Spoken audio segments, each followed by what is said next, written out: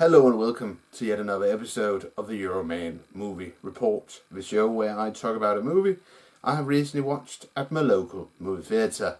This week I'm going to talk about Vice. When I first saw the trailer for Vice before Christmas, I thought a movie about one of the most controversial characters in modern history, Dick Cheney, the former Vice President of the United States. Oh boy, that's going to be great, because it was Christian Bale who was going to portray Dick Cheney, and Sam Rockwell as George W. Bush.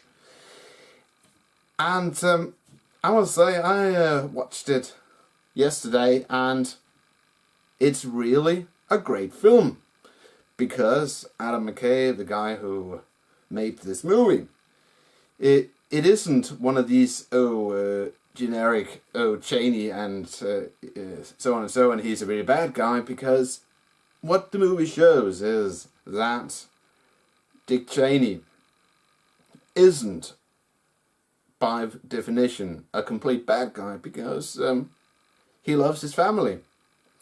And what Dick Cheney did from the late 1960s until 2009 is that he was able to rise on the steps of power because of several things. Mostly because the system was enabled in a way so he could do that, and because, as Adam McKay portrays in the film, an ignorant populace, because a populace who were more interested in soaps and reality dramas than the world around them. And Christian Bale, he does a really good job as Dick Cheney. The whole transition from Cheney's in his younger years in the early 1960s up until present day, and the way he can, I'm CEO of a large company, and he really finds the tone of Dick Cheney's voice, and the whole the prosthetics and how they made him look like Dick Cheney, and Amy Adams as Lynn Cheney. It's a very powerful performance from her, and of course Steve Carell as Donald Rumsfeld, Sam Rockwell as George W. Bush.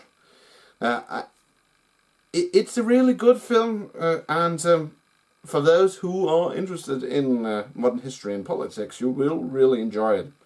And the whole, and especially the whole scene which has been shown before this movie was released, the meeting between George W. Bush and Dick Cheney, and Adam McKay's use of the fishing rod, that was really brilliant filmmaking.